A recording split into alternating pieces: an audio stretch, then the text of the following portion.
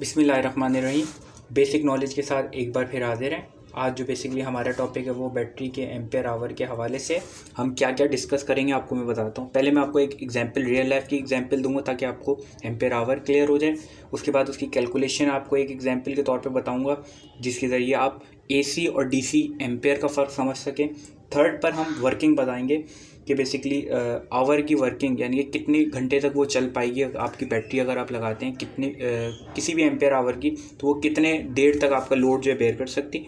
और number last जो है हम चार्जिंग कैपेसिटी यानी कि चार्ज करंट किस तरीके से वो निकालेंगे वो हम डिस्कस करेंगे। तो शुरू करते हैं। सबसे पहले हम एग्जांपल ले लेते हैं। फॉर एग्जांपल के तौर पे मेरे पास ये एक जार है और ये एक दूसरा जार है, ठीक है।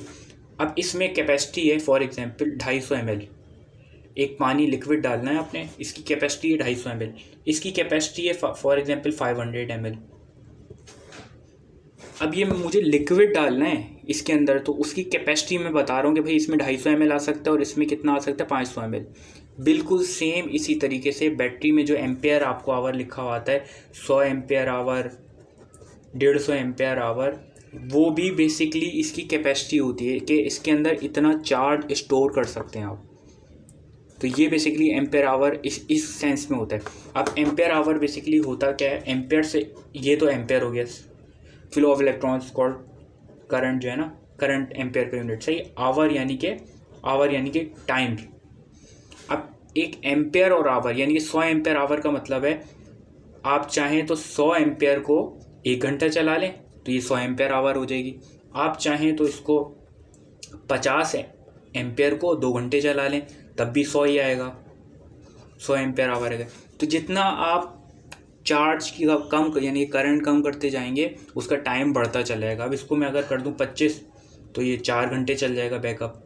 तो इस तरीके से ये एम्पेयर आवर आपका जो वेरी कर होते हैं, बढ़ रहे होते हैं और कम कर रहे होते हैं, आप कर सकते हैं। नंबर 2 पर हम आते हैं। एक कैलकुलेशन की एग्जाम्पल करते हैं ताकि उससे आपको आसानी हो जाए। एक फ़ैन ले लेता हूँ मैं जो तकरीबन 80 वाट का है और एक बल्ब ले लेता हूँ जो 20 वाट का है। अब ये टोटल 100 वाट बन गए ना, यानी कि 100 वाट बन गए। अब मैं इसके एम्पेयर निकालूंगा AC और DC में फ़र्क है एम्पेयर को आपको बताने के लिए। क्या हम लोग मोस्टली गलती ये करते हैं कि AC के एम्पेयर निकाल कर हम बैटरी ले रहे होते हैं, तो उसमें हम कहते हैं ये तो यार इतनी देर चलनी चाहिए मगर इतनी देर नहीं चल रही। उसमें गलती क्या होती है वो देखिएगा। ये 100 वाट हमारे पास आ गए। अब पावर का फॉर्मूला होता है V × I × cos phi। तो पावर का फॉर्मूला हमारे पास है 100 हमारे पास पावर है, वोल्टेज हमारे पास 220 है और करंट हमें मालूम करना है 0.9 cos phi है। अब 100 को नीचे लेके जाएं 0.9 और करंट मालूम करना है आपने। तो आप जब ये डिवाइड करेंगे तो आपके पास जो आंसर आएगा वो तकरीबन आ जाएगा 0.5 एम्पेयर। ये AC एम्पेयर आपके।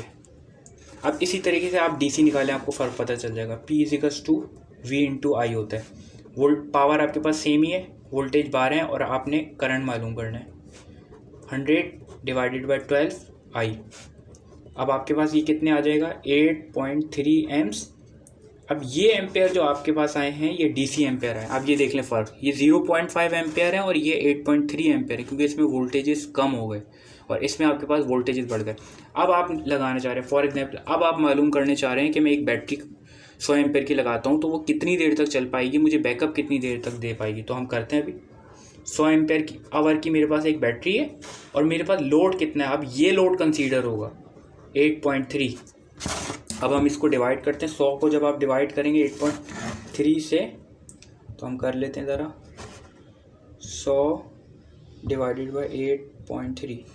तो आपके पास ये 12 आवर्स तक ये लोड इजीली जो है वो चला सकती है। सही, 12 घंटे तक आप इसका बैकअप यूज़ कर सकते हैं। अब नंबर 4 पे हम क्या बात करेंगे, चार्जिंग।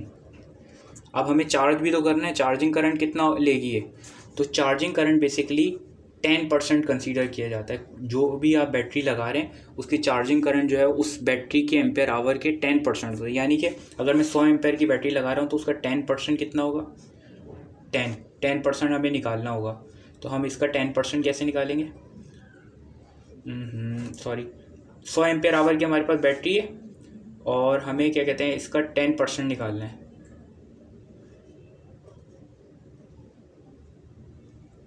तो हमारे पास ये